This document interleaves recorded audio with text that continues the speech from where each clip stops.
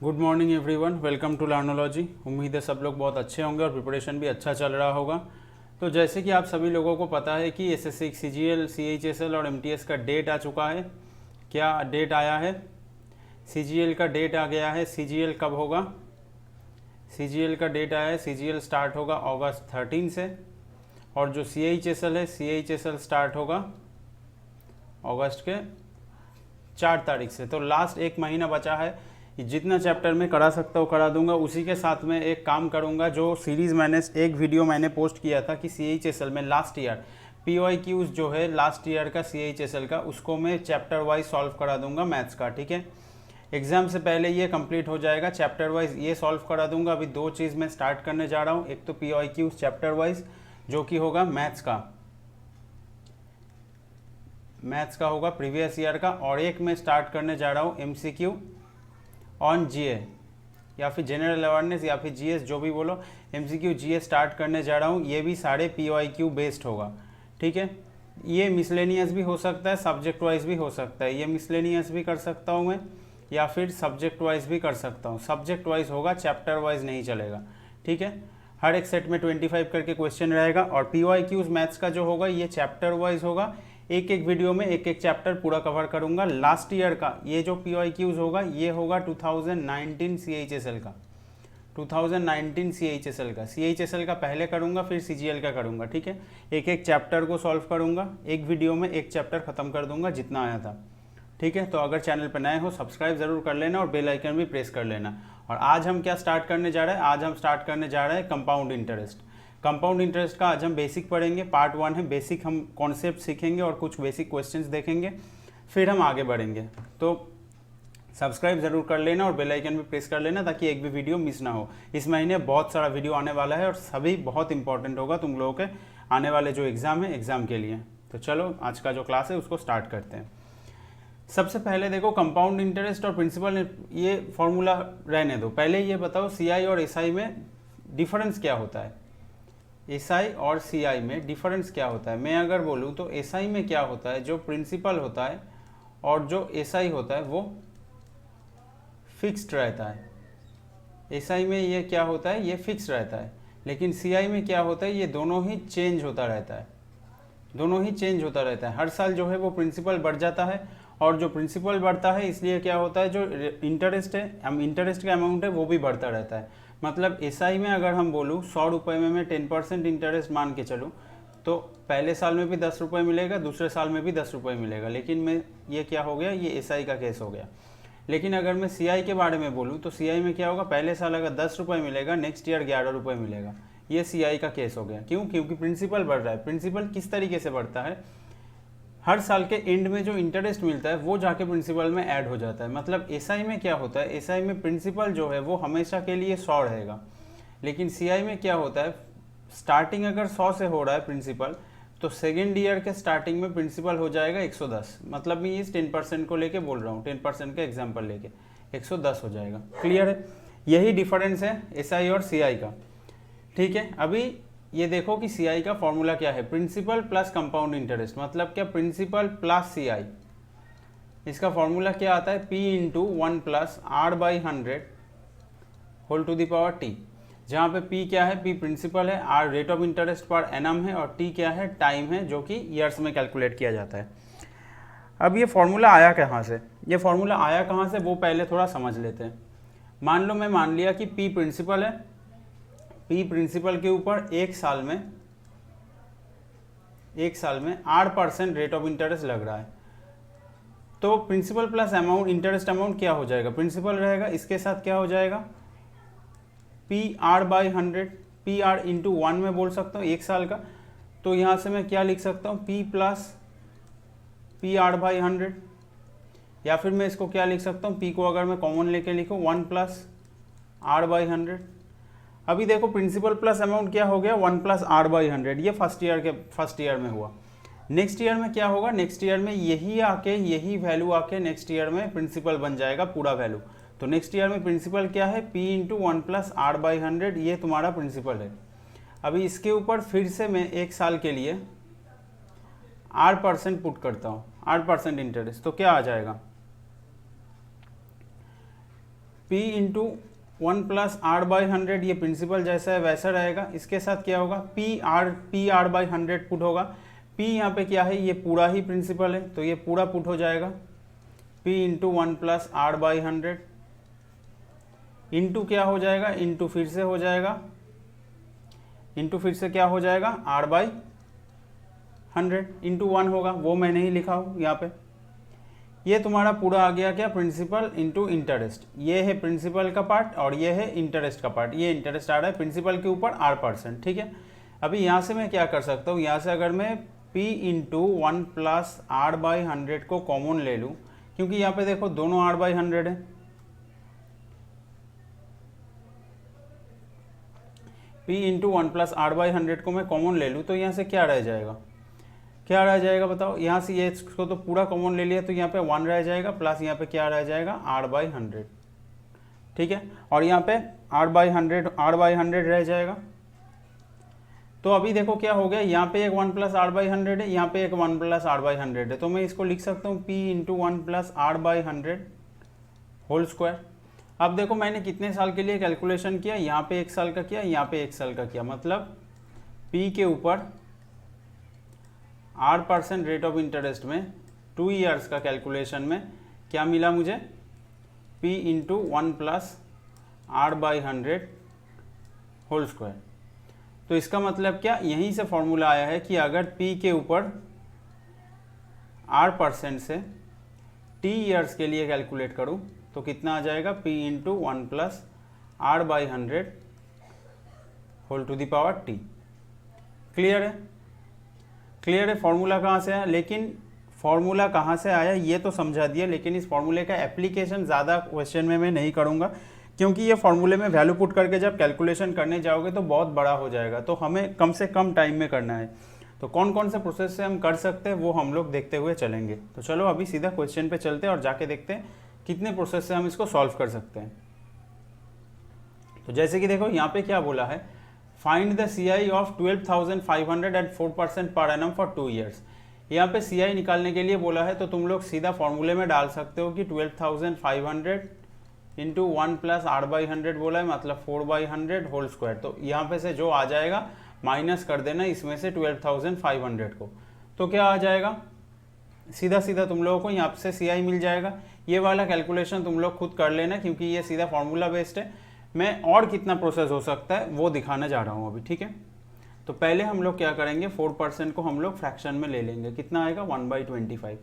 अब देखो हम लोग क्या करेंगे, जो मैंने बात बोला ना कि हर साल ऐसा ही सेम रहता है लेकिन CI चेंज होता रहता है, तो उसको यूज़ करके हम लोग CI निकाल सकते हैं। कैसे, पहले साल का कितना इंटरेस्ट मिलेगा, 12,500 का 1/25 हिस्सा मिलेगा, कैलकुलेट करो तो कितना आ जाएगा,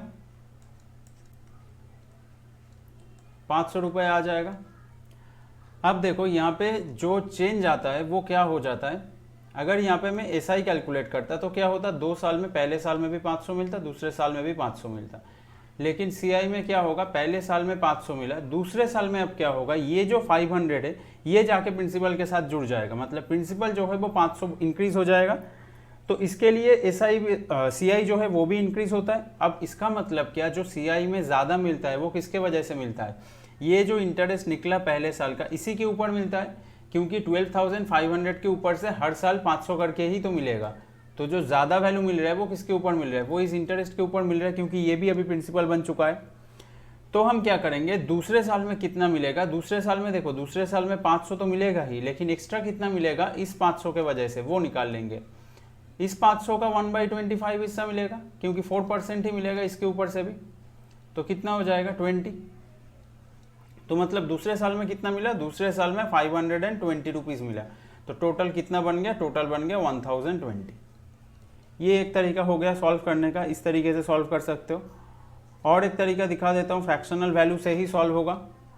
किस तरीके, फ्रैक्शनल वैल्यू में 1/25 हो गया, मतलब क्या, यहाँ पे फिर से मैं लिख लेता हूँ, 4% मतलब 1/25। यहाँ पे मैं क्या कर रहा हूँ, 25 को मैं मान रहा हूँ प्रिंसिपल और 1 रुपये को मैं क्या मान रहा हूँ, इंटरेस्ट, ठीक है।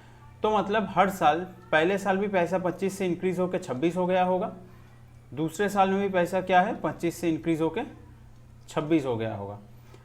2 बार लिखना है इस तरीके से, नीचे ऊपर नीचे करके 2 बार लिखना है, क्योंकि 2 साल के लिए बोला है। अगर 3 साल के लिए बोलता तो हम 3 बार लिखते, 4 साल के लिए बोलता तो हम 4 बार लिखते, 2 साल के लिए बोला है 2 बार लिखना है। फिर क्या करना है, इसको ऐसे कॉलम वाइज मल्टीप्लाई कर लेना है। 25 को मल्टीप्लाई करके क्या मिलेगा 625, यहाँ से क्या मिलेगा 676। अब देखो ये 625 क्या है, ये है प्रिंसिपल, और ये 676 क्या है, ये है प्रिंसिपल प्लस CI। तो तुम्हें निकालने के लिए बोला है सिर्फ CI, तो यहाँ से डिफरेंस ले लो। डिफरेंस कितना आएगा 1 और 5, 51। तो 51 क्या बन गया CI। अब तुम्हें प्रिंसिपल बोला है 625 नहीं 12,500 होगा, तो 625 का वैल्यू कितना है 12,500। तो यहाँ से 1 का वैल्यू कितना आ जाएगा, काटोगे तो 20 मिल जाएगा। 51 का वैल्यू फिर कितना हो जाएगा 20 इंटू 51, 1020 आ गया। ये एक प्रोसेस हो गया। दूसरा प्रोसेस इसी का सिमिलर है लेकिन थोड़ा अलग है, वहाँ पे सीधा हम फ्रैक्शनल वैल्यू को ही लिख लेते हैं 1/25 और 1/25। 2 बार लिख लिया क्योंकि 2 साल के लिए बोला है, 3 बार बोलता तो 3 साल लिख लेते। अब 2 बार लिखा है इसलिए 25 का स्क्वायर ले लेंगे, जितने बार लिखेंगे उतनी बार 25 को मल्टीप्लाई कर लेंगे। अब 625 के ऊपर 1/25 करके इंटरेस्ट मिलेगा तो कितना मिलेगा 25 से इसको काटोगे तो कितना आ जाएगा 25, यहाँ पे भी मिल गया 25। अब क्या होगा, जो सेकेंड ईयर है, सेकेंड ईयर में ये तो 25 करके दोनों साल मिलेगा। सेकेंड ईयर में क्या होगा, इस 25 के ऊपर से भी इंटरेस्ट मिलेगा, वो भी कितना मिलेगा इंटू 1/25 करने से जो होगा वो मिलेगा। तो टोटल कितना आ गया, यहाँ से 1 मिल गया। तो टोटल कितना इंटरेस्ट मिला, ये जो पूरा है ये टोटल इंटरेस्ट मिला, तो वहाँ टोटल कितना मिला 51। अब वही है कि 625 का वैल्यू कितना है 12,500, तो वहाँ से 51 का वैल्यू कितना आ जाएगा 1020। तो देखो 3 प्रोसेस में यहाँ पे तुम लोगों को बता चुका हूँ। जो प्रोसेस तुम लोगों को आसान लगे उस प्रोसेस से तुम क्वेश्चन को कर सकते हो। आगे भी जब हम सॉल्व करेंगे 3 प्रोसेस इसलिए चाहिए क्योंकि कौन से प्रोसेस में कब कौन सा कैलकुलेशन, कौन सा मैथ जल्दी कैलकुलेट हो जाए, जल्दी सॉल्व हो जाए, ये जानना पड़ता है। मतलब ये तुम लोग जब प्रैक्टिस करोगे तब तुम लोगों को प्रैक्टिस करते हुए पता चल जाएगा कि कौन से मैथ्स में कौन सा प्रोसेस लगाना है। कोई मैथ्स में पहले वाला जो प्रोसेस है ये वाला, इससे जल्दी सॉल्व होगा, किसी में इससे जल्दी सॉल्व होगा, किसी में इससे जल्दी सॉल्व होगा। तो ये तुम लोगों को समझ के फिर अप्लाई करना है। कहीं कहीं ये फॉर्मूले से जल्दी सॉल्व हो जाएगा, तो इसको समझ के अप्लाई करना है। तो इसी तरीके से चलना है। तो चलो आगे देखते हैं और क्वेश्चन। नेक्स्ट क्वेश्चन में देखो क्या बोला है, what will be the CI of ₹20,000 at 4% per annum for 3 years. 20,000 के ऊपर 4% पर एनम निकालने के लिए बोला है। 20,000 के ऊपर 4%, यहाँ पे देखो 4% 3 ईयर्स के लिए बोला है। तो 4% का अगर हम फ्रैक्शन निकाल लेते हैं कितना होता है 1/25। अब देखो यहाँ पे अगर मैं 25, 26 ऐसे करके 3 बार लिखूँ तो 25 को 3 बार मल्टीप्लाई करना पड़ेगा, 26 को 3 बार मल्टीप्लाई करना पड़ेगा, तो कैलकुलेशन काफ़ी लंबा जा सकता है। और अगर फ्रैक्शन में भी लिखूँ वहाँ पे भी मल्टीप्लाई करना पड़ेगा, तो कैलकुलेशन लंबा जा सकता है। इसलिए हम लोग क्या करेंगे, इस दोनों प्रोसेस को अवॉइड करेंगे। यहाँ पे हम क्या करेंगे, यहाँ पे हम पहले वाला प्रोसेस अप्लाई करेंगे कि हर साल का हम लोग निकाल लेंगे अलग अलग से। ठीक है, तो हम लोग क्या करेंगे, पहले देख लेंगे कि 20,000 का क्या होगा 1/25 के हिसाब से देखेंगे तो कितना मिलेगा, ये कट के 8 हो जाएगा 800। तो मतलब एक बात तो क्लियर है कि तीनों साल 800 करके तो मिलेगा 20,000 के ऊपर। ठीक है, ये तो क्लियर है कि यह फर्स्ट साल, दूसरा साल, ये तीसरा साल, तीसरे साल के एंड में तीनों साल में 800 करके ज़रूर मिलेगा 4% के हिसाब से। ये सिंपल इंटरेस्ट में भी मिलता है, कंपाउंड इंटरेस्ट में भी मिलेगा। कंपाउंड इंटरेस्ट में ज़्यादा मिलता है। अब वो ज़्यादा वाला हिस्सा हम लोगों को निकालना है। वो हम लोग कैसे निकालेंगे, पहले साल का ये जो 800 है इसके ऊपर 2 साल इंटरेस्ट मिलेगा, तो ये 2 साल में कितना मिलेगा, 800 से 1/25 कर लेते हैं, कितना हो जाएगा, ये 3 से जाएगा फिर 2 से जाएगा 32। मतलब सेकेंड ईयर में भी 32 मिलेगा, थर्ड ईयर में भी 32 मिलेगा, क्योंकि यहाँ पे 800 जो है वो इधर भी कैलकुलेट होगा, ये 2 साल के लिए रहेगा ना, तो इसके ऊपर भी 2 साल का इंटरेस्ट लगेगा 32 करके। क्लियर हो गया। अब देखो क्या हो गया, ये यहाँ पे कितना बन गया, फिर यहाँ पे सेकेंड ईयर में बन गया 832, फर्स्ट ईयर में बन गया 800। अब तीसरे साल में फर्स्ट ईयर का जो 800 के ऊपर से 32 है वो तो लग चुका है, थर्ड साल में और एक इंटरेस्ट लगेगा, वो है इस 832 रुपीज़ के ऊपर 1 साल का इंटरेस्ट यहाँ पे ऐड होगा, क्योंकि ये भी तो 1 साल के लिए ऐड हो रहा है। 832। तो अभी हमको क्या कैलकुलेट करना है, 832 के ऊपर 1/25 के हिसाब से कितना होगा। तो कैलकुलेट कर लो ये कितना आएगा 832 के हिसाब से अगर हम कैलकुलेट करें, 3 से जाएगा, फिर 75 5 और 3 82, फिर 3 से जाएगा, पॉइंट आएगा, फिर कितना आ जाएगा 28। तो 33.28 मिल रहा है थर्ड ईयर में। तो थर्ड ईयर में कितना मिल रहा है टोटल, थर्ड ईयर में फिर टोटल कितना मिला 33 32 65 865.28। तो टोटल कितना मिल गया इंटरेस्ट तीनों साल में, पहले साल में 800 मिला, दूसरे साल में 832 मिला, फिर तीसरे साल में कितना मिला 865.28। क्लियर है। ये 800 से 32 यहाँ पे गया, 800 से 32 दोनों बार मिला 2 साल के लिए 32 करके, और ये 832 जो हो गया सेकेंड ईयर का बढ़ के, उससे ये 33 मिला थर्ड साल में जाके। ठीक है, तो इस तरीके से चलता है। तो टोटल करोगे तो कितना आएगा 2400 तो आ रहा है, और 65 के साथ 32 और जोड़ोगे तो 97.728। तो कितना इंटरेस्ट मिलेगा टोटल 20,000 के ऊपर 2497.28। देखो कितना इजीली कैलकुलेट हो गया ना। यहाँ पे एक ही डेसिमल का कैलकुलेशन था, लेकिन वो भी छोटा था।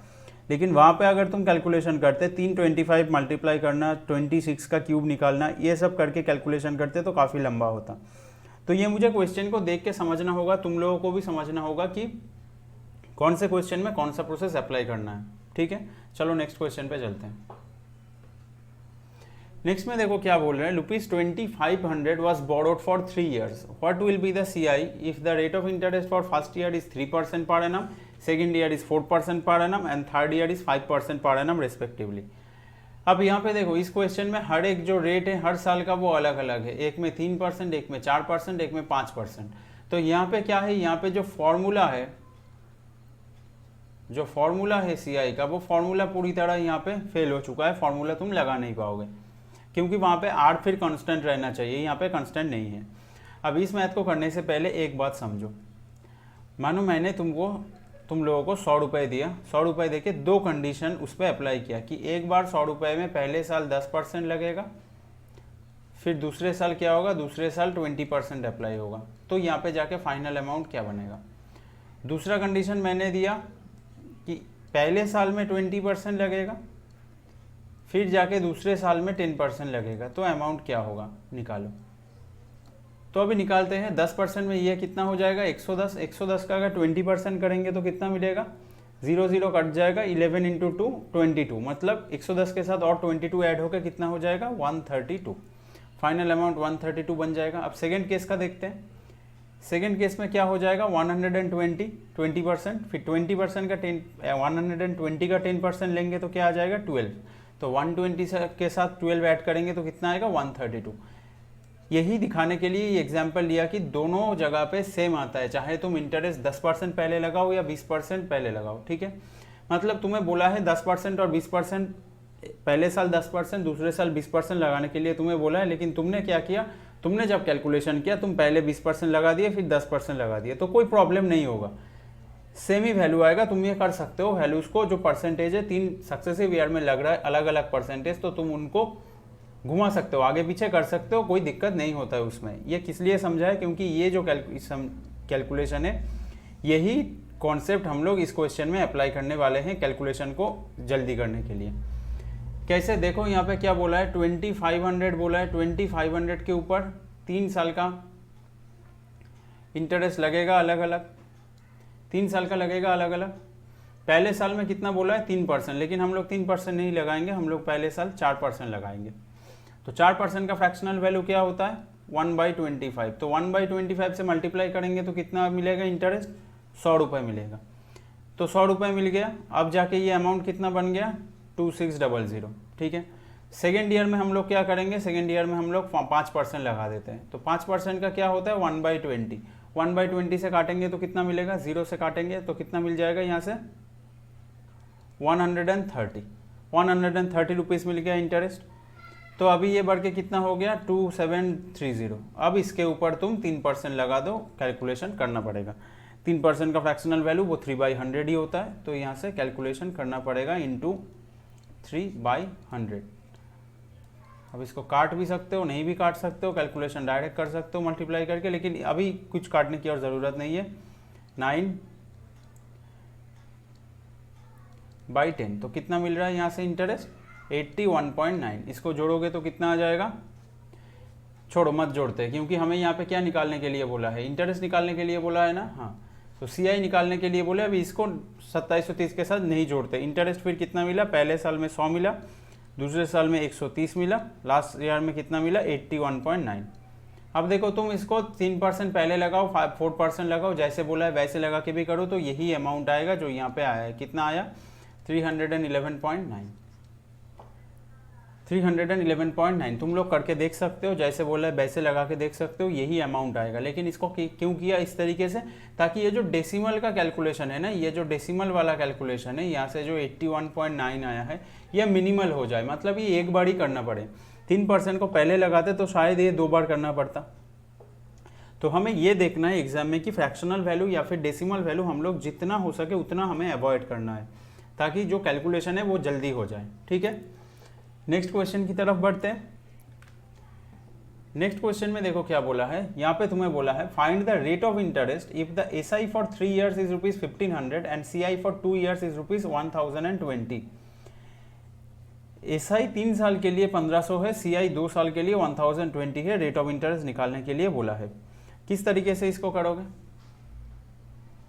SI 1500 बोला है 3 साल के लिए ना, तो पहला साल, दूसरे साल, तीसरे साल। SI हर साल में सेम होता है, तो हम क्या लिख सकते हैं? हम लोग 500 करके लिख सकते हैं तीनों साल में।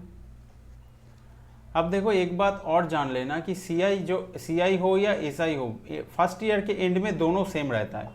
फर्स्ट ईयर के एंड में दोनों सेम रहता है, क्योंकि फर्स्ट ईयर में तो प्रिंसिपल जो है वो सेम रहता है ना। सेकेंड ईयर के एंड में जाके CI में क्या होता है? प्रिंसिपल चेंज हो जाता है, इसलिए इंटरेस्ट का वैल्यू भी चेंज हो जाता है। लेकिन फर्स्ट ईयर में चेंज नहीं होता है, तो फर्स्ट ईयर में जो SI और CI है वो सेम रहता है हमेशा। इस बात को याद रखना। अब देखो CI कितना मिला? 1020 रुपीज़ मिला, तो बचा कितना दूसरे साल में? 520। इसको मैं क्या लिख सकता हूँ? 500 + 20। मतलब देखो 500 तो मिला ही मिला है, ये 20 रुपीज़ ज़्यादा मिला है। किसके वजह से? ये जो 500 रुपीज़ अभी प्रिंसिपल में ऐड हो गया है, इसके ऊपर इंटरेस्ट लग के 20 रुपीज़ ज़्यादा मिला है। तो रेट ऑफ इंटरेस्ट फिर क्या हो जाएगा? R का वैल्यू 20/500 कर देंगे, इंटू 100 कर देंगे।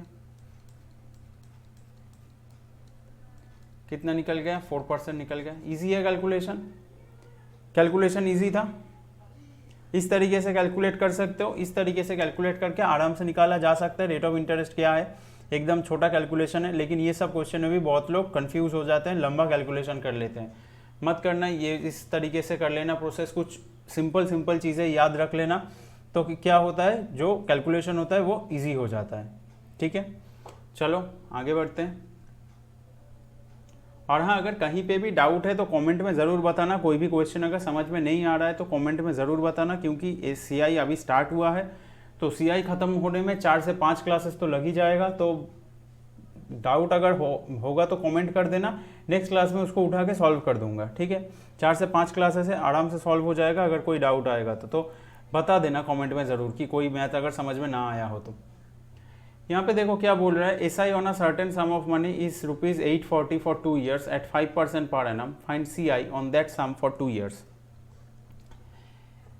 SI बोल दिया सर्टेन सम ऑफ मनी के ऊपर 840 for 2 years at 5% per annum, find CI on that some.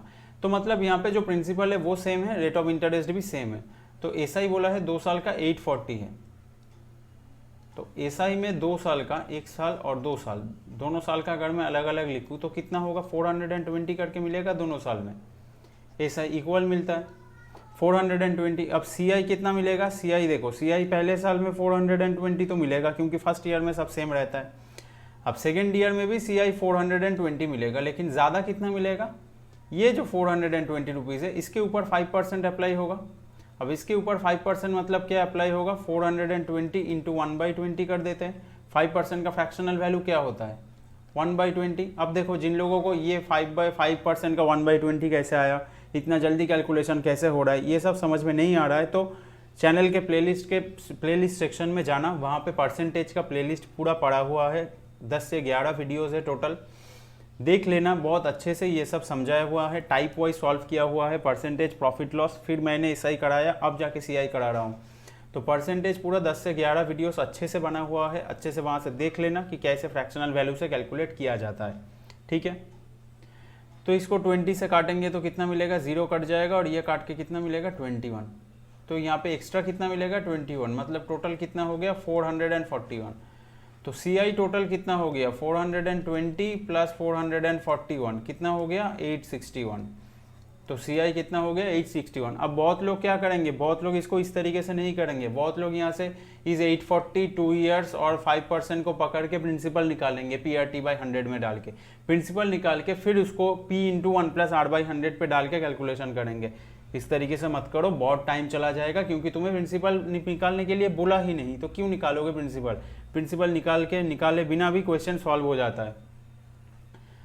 Clear है, अगर कहीं पे डाउट है, जितना भी प्रोसेस आज समझाया उम्मीद है सब क्लियर होगा। छोटा छोटा कॉन्सेप्ट है, आगे हम लोग और भी कॉन्सेप्ट देखेंगे। SI CI में डिफरेंस के ऊपर से क्वेश्चन आता है, वहाँ पे क्या कॉन्सेप्ट अप्लाई होगा वो देखेंगे।